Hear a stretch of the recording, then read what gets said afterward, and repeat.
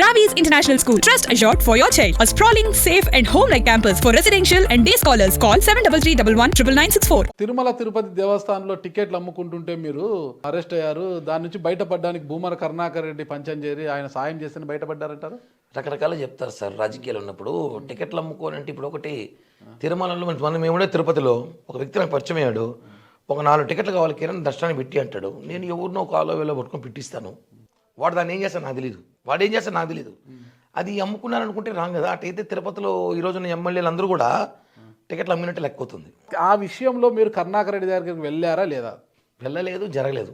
అది ప్రచారం అవన్నీ జరగలేదు, వెళ్ళలేదు. ఇప్పుడు రివ్యూలో మనం సోషల్ మీడియాలో చూస్తుంటాం కదా. నేను రాత్రి చూసాను మంచు మనోజు పవన్ కళ్యాణ్ ఇంటికి వచ్చారని ఇందాక చూసి వచ్చినారా కదా. జనసేన పార్టీలో చేరబోతున్నారు ప్రచారం అంతే. అర్ధరాత్రి ప్రభాస్ గోడ దూకి మనోజ్ ఇంటికి వచ్చాడని పెట్టినాడు టీవీలో. గోడ దూకి వస్తాడు మనోజ్, ఎందుకు వస్తాడు? రాదు సార్. జనాలు రకరకాలు చెప్పుకుంటారు. కరుణాకర్ అటువంటి సిచ్యువేషన్ నాకు రాలేదు. అటువంటి సిచ్యువేషన్లో కరుణాకర్ ఇంటికి పోలేదు. కేవలం నా స్పీడ్ తిరుపతిలో కరుణాకర్ రెడ్డిగా వైసీపీలో అధికారంలో ఉండి వాళ్ళు అందరూ నొక్కేశారు. నన్ను కొంచెం తొక్కలాగా ఎందుకంటే నాకు వ్యాపారాలు లేవు. బలంగా ఉన్నారులే మీరు. బలంగానే ఉన్నాను సార్, వ్యాపారాలు లేవు. జిమ్కి పోతారు కదా, ఎందుకు ఫ్యామిలీ ప్యాక్ ఎందుకు ఉంది మీకు? ఇంతకు ముందు సార్, ఇప్పుడు అదే చెప్పేది కదా. ఇంతకు ముందు ఇప్పుడు నుంటే ఇంక నేను అప్పుడు 6 ప్యాక్, ఇప్పుడు ఫ్యామిలీ ప్యాక్. ఇప్పుడు నుంటే ఇంక సినిమాలు తీసేవాళ్ళం మనం కూడా. 2 సినిమాలు మంచిగా. అంటే వ్యాపారాలు చేసేవాళ్ళు భయపడాలి కరుణాకర్ రెడ్డికో ఇంకొకరికో. ఉద్యోగాలు చేసేవాళ్ళు భయపడాలి. హోటల్ వ్యాపారం కాంట్రాక్ట్ చేసేవాళ్ళు భయపడాలి. ఏమీ లేని ఎందుకు భయపడతారు సార్? ఏమీ లేకుండా టికెట్ ఎలా ఆశించారు మీరు? పవన్ కళ్యాణ్ గారు చెప్పారు హవాయి చెప్పులు వేసుకుని అసెంబ్లీ పంపిస్తా అన్నారు. ఖచ్చితంగా పోతా ఒకరోజు అయితే చెప్పాక. మోడీ గారు చెప్పులు వేసుకొచ్చారా? Paragon Hawaii చెప్పులా? ఇప్పుడు కొంచెం మార్చా, అధికారం వచ్చింది కదా, హవాయి వేసుకుంటే బాగుంటుందని చెప్పి. మరి ఆయన అనేది హవాయి చెప్పులు వేసుకున్న వాళ్ళని అసెంబ్లీకి పంపిస్తానని. మీరు హవాయి చెప్పులు కాదు కదా, లెదర్ చెప్పులు కదా. ఎలక్షన్ ముందు కూడా హవాయి చెప్పులు వేసుకున్నా. ఎలక్షన్ గమనించలేదు ఆ రోజు మీరు హవాయి చెప్పులు వేసుకున్న విషయాన్ని ఆయన గమనించలేదు కాబట్టి మీకు టికెట్ రాలేదు. లెదర్ చెప్పులు వేసుకున్నారు మీరు. ఆయన అనేది హవాయి చెప్పులు వేసుకున్నాను అసెంబ్లీకి అని, మీరు లెదర్ చెప్పులు వేసుకున్నారు కాబట్టి. ఏముంది హవాయి చెప్పులు వేసుకుని రేపు కూడా పోతా గవర్నమెంట్. చెప్పులే ఇంపార్టెంట్ కాదు ఇక్కడ. మీరే అన్నారు కదా హవాయి చెప్పులు వేసుకుని అసెంబ్లీకి పంపిస్తారు. చెప్పులే ఇంపార్టెంట్ వేసుకుని తిరిగితే ఎట్లా? ఖచ్చితంగా నేను అసెంబ్లీకి వెళ్ళేటప్పుడు మాత్రం హవాయి చెప్పులు వేసుకుని వెళ్తా. అంతేనండి, ఇది మాత్రం గుర్తుపెట్టు. నేను మా అదృష్టం కొద్దీ రేపు ఎమ్మెల్యే అయితే మాత్రం హవాయి చెప్పులు వేసుకొని నుంచి అలవాటు చేసుకోండి. చేసుకుంటే దానికి ఏముంది సార్, పెద్ద సమస్య ఏముంది? హవాయి చెప్పుల్లో చాలా రకాల బ్రాండ్లు వచ్చినాయి, రకరకాల బ్రాండ్లు. మీ నోటికి ఎంతో మంది బలైనారు. ఒక ఆడకూతురు మహిళా మంత్రి రోజా గారు కూడా బలైపోయారు కదా. అవునా? ఎంత అసలు అండి రోజా గారు అంటే ఒక హీరోయిన్ అండి. ఆమె సినిమా హీరోయిన్, ఒక ఆర్టిస్ట్. చాలా సినిమాలు ఉన్నాయి కదా. చిరంజీవి గారితో ఉన్నారు. మీ నాయకుడు మీ పవన్ కళ్యాణ్ గారు ఉన్నారు. మీ నాయకుడు వాళ్ళ అన్న చిరంజీవి గారితో కూడా ఎన్నో సినిమాలు తీశారు. ఏం సినిమాలు అంటే మేము ఏం చెప్తామంటే, అంటే మీరు చిరంజీవి సినిమాలు చూడలేదని మాకు అర్థమవుతుంది. మీరు సినిమాలను గట్టిగా అంటే ఏం సినిమాలు ఆలోచించి ఇన్ని సినిమాలు తీసి సార్. ఆయన మంత్రి ఒప్పుకుంటా, మా జిల్లా మంత్రి. ఇంచుమించు మీ వయసు మీకన్నా ఒక 2-3 ఏళ్ళు పెద్దగా ఉంటారు. నాకన్నా చిన్నది అనుకోండి. ఇప్పుడు జనసేన పిల్లనాయాలు పిల్లగాళ్ళు అనింది మమ్మల్ని. ఇప్పుడు మేము పిల్లకాయలు అయితే ఇప్పుడు నన్నే పిల్లగాడు అనిందంటే అవే కదేమా, నన్నే పిల్లగాడు అనిందంటే. కాబట్టి అవ్వ అని ఆయన అక్క అనుకోవచ్చు కదా. లేదు సార్, బాగోదు. అక్క అయితే పిల్లకాయలు అంటారు కదా, అవ్వని ఎందుకు అనుకోవాలి? అక్క అనుకోవచ్చు కదా. అక్క అంటే వరుసలు మారిపోతే అవ్వ అన్నాను. అక్కతో వరుసలు ఎలా మారుతాయండి? అంటే అక్క అంటే జనం చూసే వాళ్ళు అక్క ఏంది రోజా నీకు అక్క ఏంది అంటారు. ఆంటీ అన్న మరి ఇంకా నన్ను ఇంకా ఆంటీ అంటే బాగోదు అనేసి ఏదో నామకే వస్తే అవ్వ అన్న. అది బాగా సంచలనం అయిపోయింది రోజు అవ్వ అనేసి. మీరేమన్నా సంచలనమే అట్ట కాదు సార్, అది టైం అంతే, ఏం చేయలేము అంతే.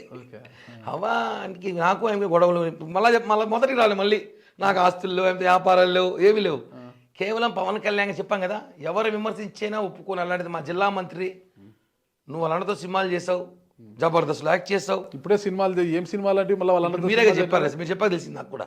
నేను చెప్పిన సినిమాలు చేశారన్న. ఇప్పుడు ఆయన మీరు మమ్మల్ని విమర్శించి పవన్ కళ్యాణ్ గారు నోటుకు వచ్చి మాట్లాడితే ఎలా ఒప్పుకుంటాం? మేము ఒప్పుకోం కదా. కాబట్టి నేను మాట్లాడుతూ వచ్చా. ఏమైందంటే లాస్ట్కి రోజా మాట్లాడిన వెంటనే కిరణ్ రాయ్ సెర్చ్ చేస్తున్నారు కింద. ఆ స్టేజ్ గెలిపింది అన్ను. కాబట్టి రోజా గారి మాటకి చాలా కౌంటర్లు ఇచ్చా. ఆయన మాట్లాడిన మాటలు కూడా నేను ఆయన నా మీద కక్ష కట్టి, ఆయన ఒకటే కక్ష కట్టలేదు. ఇప్పుడు డిబేట్ ద్వారా ఒక నిజం బయట పెట్టాలి నేను. చెప్పండి. తిరుమల ధర్మారెడ్డి గారి మీద 5 అయ్యారు కదా. ధర్మారెడ్డి మీ ఎమ్మెల్యేలు అనుకున్నారా, మీ తాపేదారులు అనుకున్నారా, ఏమనుకుంటున్నావు? జనసేన అనేసి. కాబట్టి ధర్మారెడ్డి ఏం చేశాడంటే, అతను ధైర్యం సరిపోలేనంటే తెచ్చేయడానికి. అతను ధైర్యం సరిపోలే ధర్మారెడ్డి అంటే తెచ్చాను. ధైర్యం సరిపోక మీరేం తీవ్రవాదా ఏందో ఆయన అనుకున్నట్టే. జనసేన తీవ్ర ఉగ్రవాది నేను. ఓకే. జనసేనలో ఉగ్రవాదులు ఉంటారు సార్. పవన్ కళ్యాణ్ గారి కోసం ప్రాణం ఇచ్చేవాళ్ళు ఉంటారు, యుద్ధాలు చేసేవాళ్ళు ఉంటారు. ఆ లెక్కలో నేను అనుకోండి. తిరుమల విషయం మీద ధర్మారెడ్డితో నేను ఫైట్ చేస్తే ఆ ధర్మారెడ్డి నన్ను ఏం చేయాలి తెలియక రోజాని రెచ్చగొట్టి రోజాని ఒక ఆడదాన్ని రెచ్చగొట్టి మీరు అన్నారు కదా ఆడది అమాయకురాలు ఆడ మనిషే కదా ఆమెను రెచ్చగొట్టి తిరుపతి ఎమ్మెల్యే కరుణాకర్ రెడ్డి కొడుకు తిరుమలలో ఒక సిఐ చిత్తూరు CI ఇంతమంది పేర్లు చెప్పాలి, సిఐ పేరు ఎందుకు చెప్పడం లేదు? జగన్మోహన్ రెడ్డి సిఐ ఓకే, మళ్ళీ పేరు చెప్పండి అంతే కదా. అధికారి కదా, పోలీస్ ఆఫీసర్ కదా. భయమా పోలీసులు అంటే? పోలీస్ అంటే భయం అంటే 22 కేసులు ఏదో కేసులో ఇంకేం పంపిస్తారు, లిస్ట్ రాసి పెట్టినామంతా. అవునా? లిస్ట్ లిస్ట్ ప్రిపేర్ చేసాం. లోకేష్ గారు రెడ్ బుక్ లాగా మేము బ్లూ లిస్ట్ రెడీ చేసినాం. బ్లూ బుక్ ఇది బ్లూ లిస్ట్ ఉంది, blue list. Okay, YCP list blue అంటే వాళ్ళకి వెళ్ళరాయి కదా. అలా వీళ్ళందరూ కలిసి రోజాకి చెప్పి రోజాకు ధైర్యం సరిపోక వాళ్ళు ఎవరో కార్పొరేటర్ నగిరిలో కార్పొరేటర్తో కిరణ్ రాయల్ మీద కంప్లైంట్ ఇచ్చారు. ఏం కంప్లైంట్?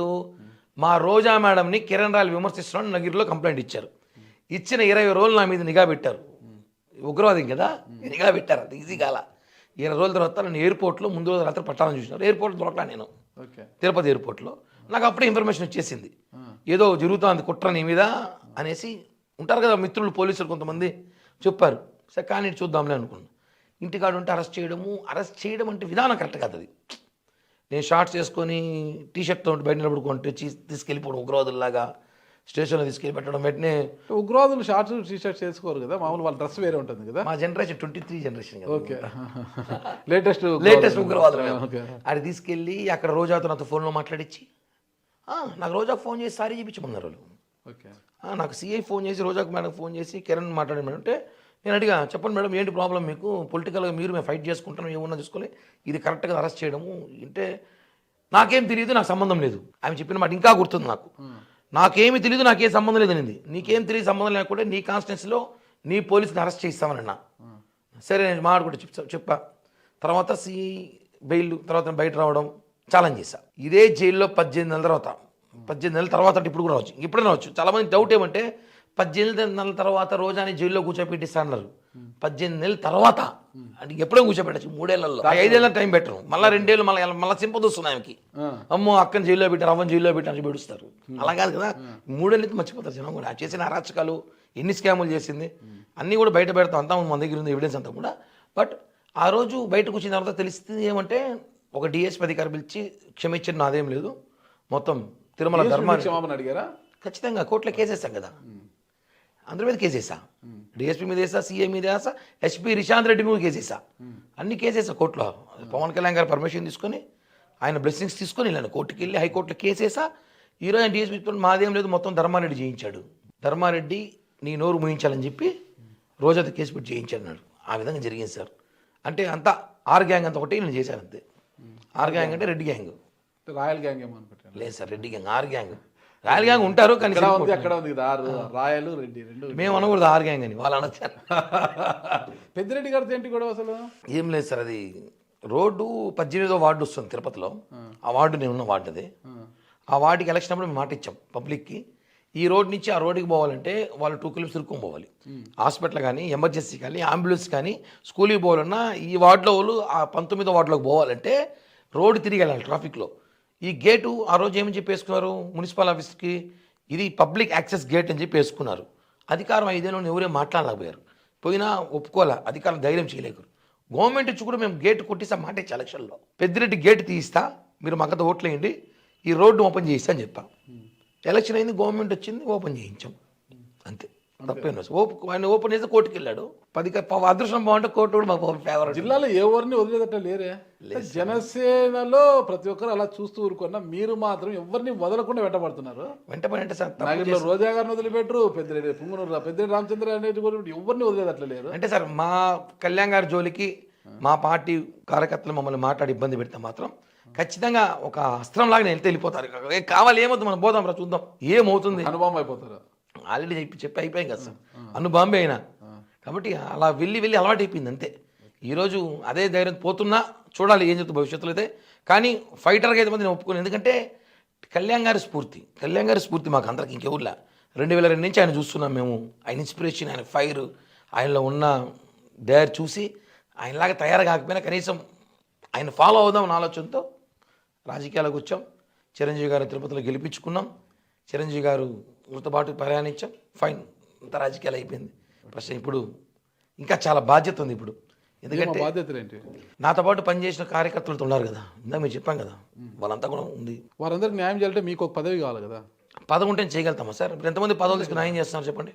పదవి ఉంటేనే ఏదైనా చేయగలుగుతారు, పదవి లేకపోతే ఎంతమంది పదవి తీసుకుని న్యాయం చేస్తున్నారు చెప్పండి? సార్ వారి విషయం పక్కన పెట్టండి. మీరు న్యాయం చేయాలనుకున్నాక మీకు ఒక పదవి ఉన్నోడు న్యాయం చేయకపోవచ్చును. న్యాయం చేయాలనుకున్నాడు పదవి కావాలి కదా. న్యాయం చేయాలని పదవి నా దృష్టిలో అయితే పదవి లేకపోయినా నేను మా వాళ్ళకి న్యాయం చేస్తున్నా, చేయాలనుకుంటున్నా. పదవి వస్తే బలం పెరుగుతుంది. సిట్టింగ్ ఎమ్మెల్యే కాదు ఏం చేస్తారు? సార్ ఎమ్మెల్యేతో చేయాల్సిన అవసరం లేదు సార్. పవర్ ఉన్నప్పుడు ఇప్పుడు ఎమ్మెల్యే గారి దగ్గర పోతే చేసుకోవచ్చు. వాస్తవం నేను ఎమ్మెల్యే గారి దగ్గర పోయి పని చేసి పెడతాడు. అలా కాదు కదా, మీకు అర్థం కదా. పని చేసే వాళ్ళకి మనం చేసుకోగలుగుతున్నాం, చేపించుకోవాలి. మనకు పదవి వస్తే ఇంకా పవర్ అవుతుంది, ఇంకొంచెం అదనపు బలం అవుతుంది. ఇంకొక 5 మంది ఎక్కువ చేస్తాం. ఇప్పుడు 10 మంది చేయాలనుకుంటున్నా, పవర్ వస్తే 15 మందికి చేస్తా, రాకపోతే 5 మందికో 10 మందికో చేస్తా. నా బలం ఎప్పుడు వస్తుంది? వస్తుంది సార్, రాకుండా అడిగిపోతుంది సార్. వెయిట్ చెప్పా కదా, 10 ఏళ్ళు వెయిట్ చేసినాము, ఏం ఒక సంవత్సరం వెయిట్ చేయలేము. వెయిట్ చేస్తాం, ఖచ్చితంగా వస్తుంది. ఎందుకంటే కళ్యాణ్ గారి గురించి నాకు బాగా తెలుసు, నా గురించి కూడా తెలుసు కాబట్టి ఖచ్చితంగా పని చేసినాం, ఇబ్బంది పడినాం. చెప్పా కదా ఇందాక, మనం ఎంతసేపు తిరుపతి జిల్లా స్థాయిలో చూడకూడదు, పైన కూడా చూడాలి. కొడితే ఢిల్లీకి ఏమవుతుంది సార్, అంతా ఆడ కూడా మనుషులే కదా. ఆడికి వాళ్ళకి 4 కాళ్ళు చేతులు లేవు ఢిల్లీలో, వాళ్ళు మనలాంటి మనుషులే. అదృష్టం కలిసి ఢిల్లీ పోతున్నారు. అదృష్టం మనకు వస్తుందేమో అని. కిరణ్ రాయల్ గారికి అదృష్టం కలిసి రావాలి. గల్లీ కాదు, కొడితే ఢిల్లీ కోటను కొట్టాలి. ఆ స్థాయికి ఎదగాలని కోరుకుంటున్నా. థ్యాంక్ యూ సార్, నమస్తే.